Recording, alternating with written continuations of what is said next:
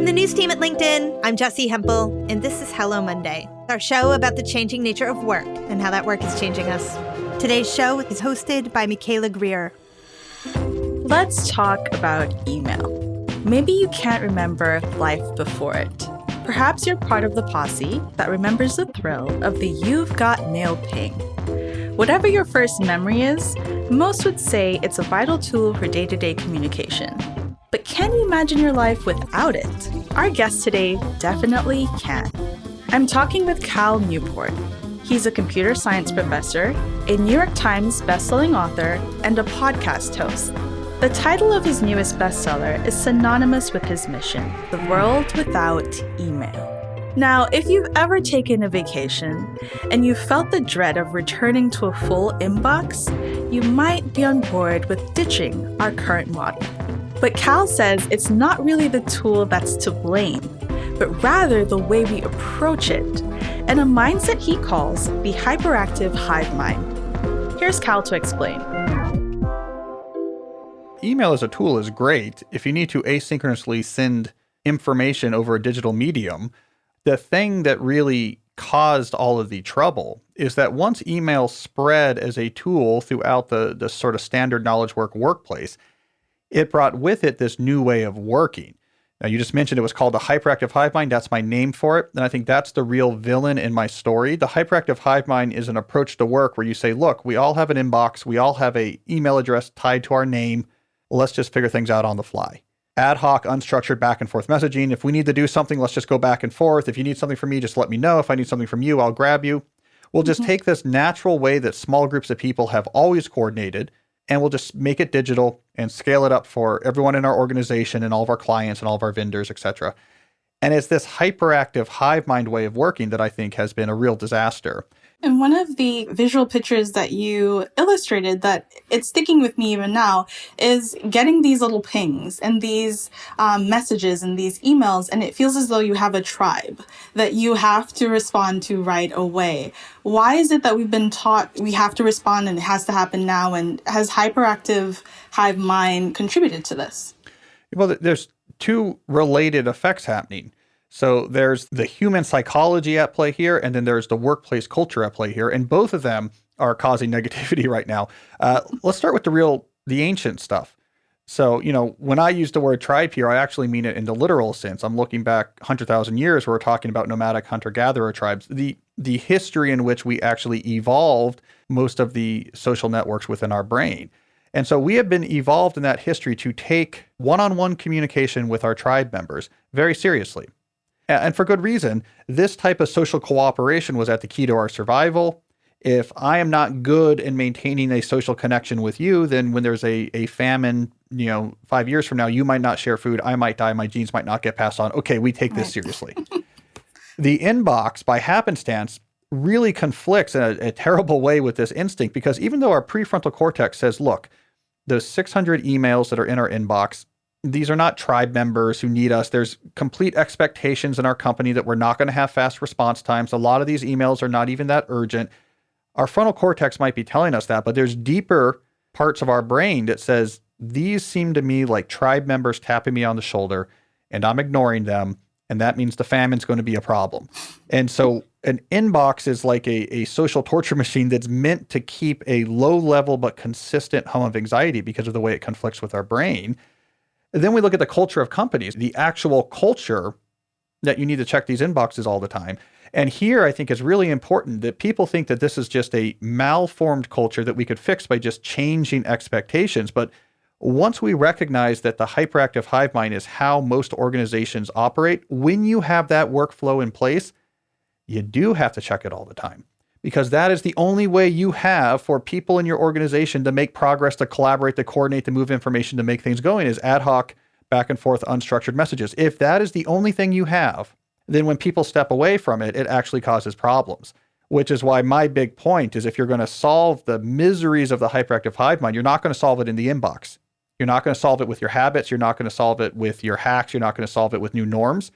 You have to actually go underneath the inbox, rip out the hyperactive hive mind, and replace it with other ways of having people work together and collaborate. That's going to be the only way to actually solve this problem. And I think that's what we've been missing over the last 20 years when we've really been trying to grapple with this issue of email overload.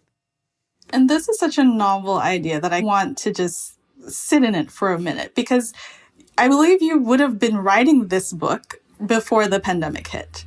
Now we're in the pandemic where Zoom meetings are a norm, emails are flying by. We don't have those one-on-one conversations that maybe would help us kind of deviate from the hive mind. So I'm wondering how the pandemic has had you thinking about your own work. Yeah, the pandemic has been a really interesting twist to this story. Soon into the pandemic, I took a commission from the New Yorker to write a big piece on remote work and the pandemic's impact on what we should expect from the future of remote work. So it gave me an excuse to actually continue to scrutinize these issues for months into the pandemic and see what's going on. The conclusion I came away with is the pandemic is making the hyperactive hive mind more hyper. So if you are in an organization that already relied more or less on the hyperactive hive mind, things have become notably worse now that you're fully remote, to the point where I think a lot of people are feeling the strain in a way that they could kind of get along with it when they were still in the office and you could still grab people and you could still see people and you could still have a quick conversation to sort things out. And you had commutes on either end of your workday that kind of split off work from non-work. People you could kind of keep a handle on it. It's spiraling more out of control during the pandemic. Here's my optimistic take. If that pain gets so acute, this pandemic might actually be the forcing function that gets a lot of companies to say, all right, we're going to do the hard work of replacing the hive mind with better ways of doing it because this is not sustainable. And so that's my optimism, is that this bad event shakes things up enough, makes the problem worse, but also puts people into a mindset of like, we're ready to experiment. We shut down our offices. Like we're in a mode of trying different things. I'm hoping this will shake people out of this hyperactive hive mind rut that we've fallen into, and we'll start to see some innovation and alternative ways to collaborate or coordinate. Do you think we're going to have to get corporate America and Americans in general have to get to the point where we're so burned out before all of this will happen? Or should we just start fixing it now before we get to that complete burnout phase? I think we're going to see change without necessarily needing the complete burnout, because this is one of those happy situations where the incentives are aligned here. The move away from the hyperactive hive mind makes everyone happier and makes companies more revenue, because we are losing a substantial amount of value production by taking people's latent cognitive abilities and dissipating it in this misery-induced low productivity back and forth hive mind context switching. We're getting a fraction of the value out of people, and people are producing a fraction of the value they could be producing. We're instead making them in this sort of knowledge work torture chamber type setup where we're saying, do these things, and we're going to set things up so you can't do those things. Go. So it's terrible. So because these interests are aligned, we don't need everyone to burn out. What we need is one or two companies to do a lot better. And then you're going to have a punctuated equilibrium where everyone follows suit. It's like we see these trends happen in the world of work, like how fast an open offices spread from Silicon Valley to everywhere. Now that's an example of a change that I have some issues with. But the point is, in business, when a trend comes in, they can spread very fast. So I think what's going to happen here with the hyperactive hive mind, and I'm basing this off of conversations I've had with CEOs and investors who are very keyed into this right now and very keyed into the potential here. I think we're going to see a few large companies go first and make substantial steps away from the hive mind. If it goes well, they can attract more employees, their employees are more happy, and they're producing better products, their revenue is going up, they can grow, etc. You're going to see basically overnight company after company after company following suit. So because this is aligned with both worker happiness and revenue generation, the change can happen a lot easier. And what do you say to these CEOs who are coming to you? Because you're saying, well, we should rely less on email and these sort of things. And as a CEO, I might be saying, but I need to hit my goals. What should I start implementing? Because it isn't just the emails, as you've been saying, it is the entire mindset of a workplace. How do we start changing that with practical ways? Terminology helps here, right? So there's two things that comprise knowledge work typically. It's the actual execution, writing the computer code, writing the ad copy, making the decision. And then there's the workflow that goes around it. Like, how do we figure out what we should be working on and assign things to people and review who's doing what to make sure they have the right information and that the right coordination is happening. We have these workflows in place Right now, we're using the hyperactive hive mind as the default workflow. And when the question becomes now, okay, why are you using the hive mind? What alternative could you use instead? So when you're thinking about just plug and play, well, we could take out the hive mind and replace it with another workflow. What might we put in there that might give us better results? It's much more tractable. Most of the obfuscation or obstacles, I think, to changing these issues happen when we exist above those levels and just think about the workflow in place. If you take the hyperactive hive mind as a given, this is the main way we organize work, then you're right. Any attempt to say we should spend less time on email, any attempt to say that this is too distracting or that we should do less Slack is going to be met with obstacles. And I think for good reason, because the workflow depends on you checking email all the time. Right. It's a fundamental property of the underlying workflow. So when we have that switch of perspective, we're not talking about spending less time on email if you're using the hyperactive hive mind. We're talking about replacing the hyperactive hive mind with something that's going to make people happier and produce more value. That's the language CEOs can better understand, which is why in my book, I introduced this whole attention capital theory framework. I'm basically saying, look, I will put this into the capitalist economic terms. And this is about building a better factory, metaphorically speaking. So I actually try to shape all this advice in a way that if I'm an investor or a CEO, I can say, oh, I see. This is being smarter about business, not about a dismissible claim of, well, work is just hard and don't complain to me about emails. Like, this is what work is. And so I'm really trying to sidestep that issue and get down to the core.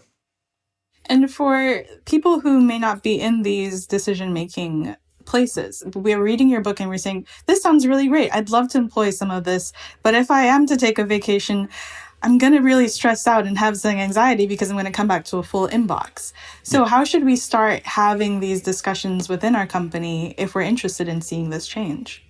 Well, so the core approach here is that you recognize that your company is actually comprised of many processes, right? You can break down what's done into there's many processes. People collaborate on these processes and it produces things that are useful on the other end. Whether you're doing this for yourself or for a team or for a whole company, the first step is to start actually naming these things.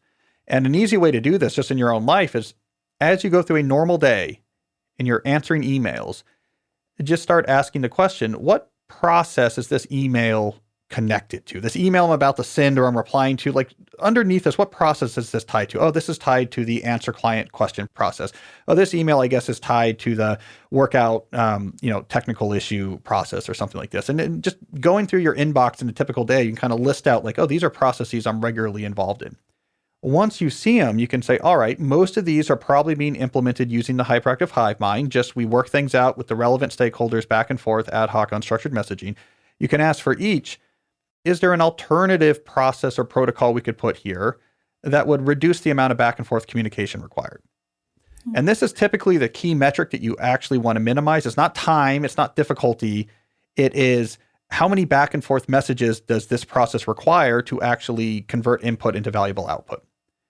It's this need to continually check back in on conversations, the context switching that causes most of the harm of the hive mind. And then you start replacing processes with alternatives that require less back and forth communication. Now, you can do this in your own life as an employee who has no autonomy over how your company functions, even just looking at what you can control in each of these processes and saying, is there a way I could do this type of work with less back and forth messaging? You even then have a huge amount of control. Don't tell people you're doing this necessarily if you're doing it on your own, but you can just basically draw people into it, right?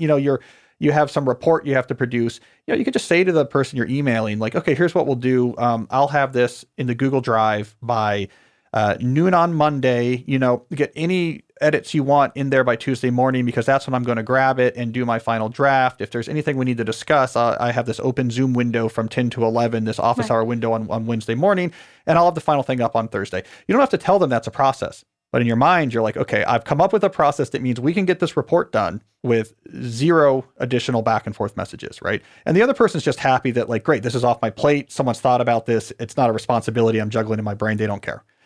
So even if you're just doing this on your own, that alone makes a big difference. But more processes you optimize, the less back and forth comes into your inbox, the less hyperactive your interaction becomes, and the more closer you get to a world without email. So then what you're saying is we should have these blocks of time where, okay, so I'll get to you at 5 p.m. on this time, and that's when we're having all of this discussion. Does that mean then, while I'm implementing this, I haven't told anyone, that when they do message me at 6 p.m. on the weekend or whenever, I just don't respond? Or how does that look and function? Yeah. So I tend to think about how can we reduce the back and forth in the first place? I think about that more than I think about how can I best deal with an inbox that contains a lot of back and forth.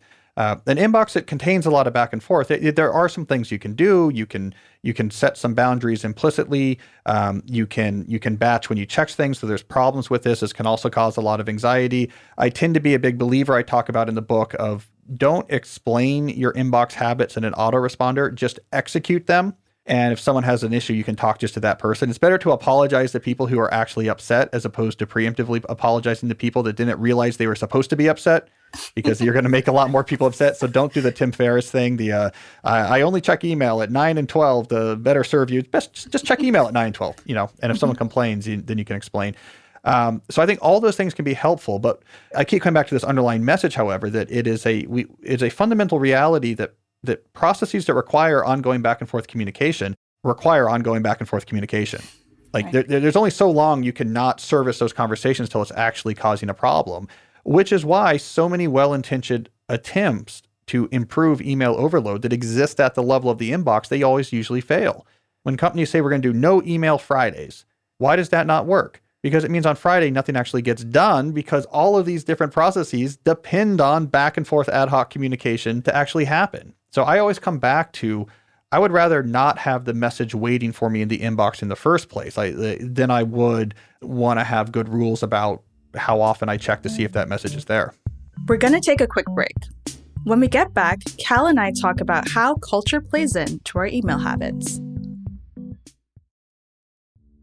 And we're back. My guest today is Cal Newport. We're talking about the symptom of email and the cause, the hyperactive hive mind. In the US, it seems like we're always emailing or pinging each other, but that's not necessarily the case in other countries. I asked Cal if culture impacts hyperactive hive mind. It does, and I don't exactly know why, but it's cultural for sure. But the hyperactive hive mind gets particularly hyperactive in the U.S.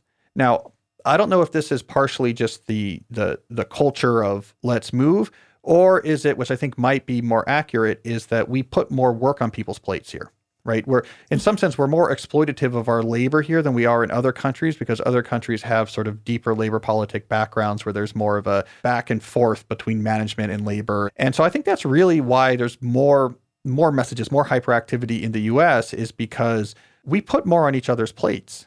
If you actually took the average American worker and said, what are all the things, if we're really clear about it, that's kind of on your plate right now that someone's emailed you or grabbed you or told you to do, these lists are very, very long.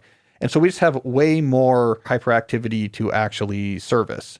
We also might just be culturally more willing to do these implicit second shifts in the morning or in the evenings to try to compensate for all the lost productivity of the hive mind. Whereas in other countries, like, no, I'm not going to work after 5. Come on, that's wine time. What are you talking about?